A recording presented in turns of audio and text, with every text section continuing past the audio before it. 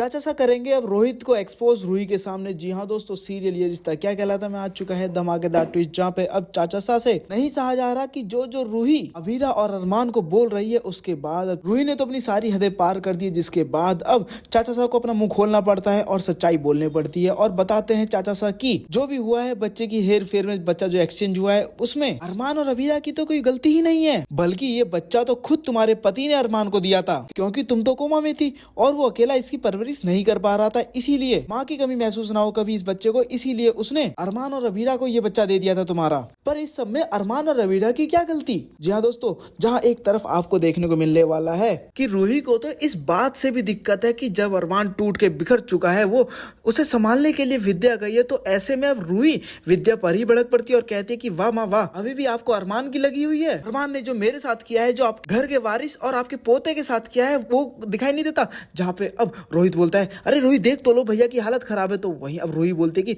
इसे इसके कर्मों की सजा मिल रही है। तो फिर भाई रूही को उसके कर्मों की सजा कितनी मिलनी चाहिए, ये तो मैं कमेंट करके जरूर बताइएगा। तो वही दूसरी तरफ अब विद्या संभालती है अरमान को और कहती है कि जाके तुम अभीरा को समझाओ और अभीरा के लिए अपनी हिम्मत जुटा के रखो। अरमान, जब बड़ा तूफान आता है तो हम ये सब नहीं सोचते कि क्या उजड़ गया, हमारे पास क्या बचा है, हम उसे समेटने लगते हैं, उसे बचाते हैं। इसीलिए तुम जाओ अभीरा के पास और उसे समझाओ और उसे मनाओ। तो वहीं दूसरी तरफ अब रोहित भी जाता है अरमान के पास। वहीं अब रोहित बता देता है अपना सच और वो कहता है कि भैया मैं आपकी खुशियों को जला के अपने खुशी का महल नहीं बनाना चाहता। तो वहीं दूसरी तरफ अब पीछे खड़े होकर मनोज ये सारी बातें सुन रहा होता है, जहां अब अरमान से कह देता है रोहित की, तुम्हें अच्छी तरीके से पता है भैया, हमें फैमिली वालों को बताना होगा कि बच्चा मैंने तुम्हें जबरदस्ती दिया था, ना कि तुमने लिया था। कब तक आप मेरी खुशियों के लिए अपनी खुशियों को कुर्बान करते रहोगे? आपका सब कुछ तबाह हो जाएगा अगर भाभी को सच नहीं बताया आपने तो। ये सारी बातें अब मनोज सुन लेता है। तो वहीं अब मनोज बोलता है कि मुझे सारी बातें घर वालों को बतानी होंगी। यहाँ पर घर पे तो पहले से ही तांडव मचा रखा होता है रूही ने, जहाँ पे जब दक्ष चुप नहीं हो पा रहा होता है तो वहीं घर वाले सभी लोग अलग अलग तरीके से चुप कराने के तरीके बता रहे होते हैं। तो वहीं अब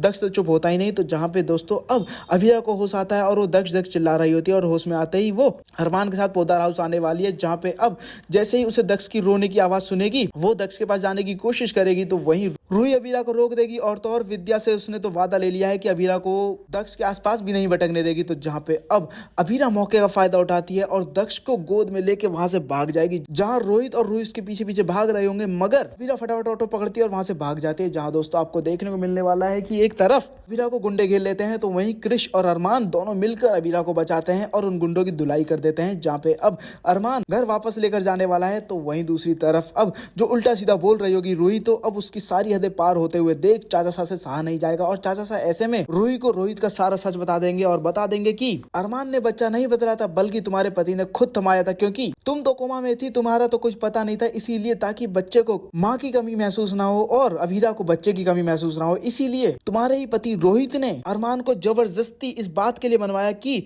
वो उसे अपना बच्चा माने और अपने बच्ची की तरह उसे पाले। वेल दोस्तों, क्या आप लोगों को लगता है कि चाचा साहब ने बिल्कुल ठीक किया? क्या अब रोहित का सच सबके सामने आना ही चाहिए? तो मैं ज्यादातर कमेंट करो, साथ ही से लेटेस्ट अपडेट के लिए चैनल को सब्सक्राइब करना ना भूलें।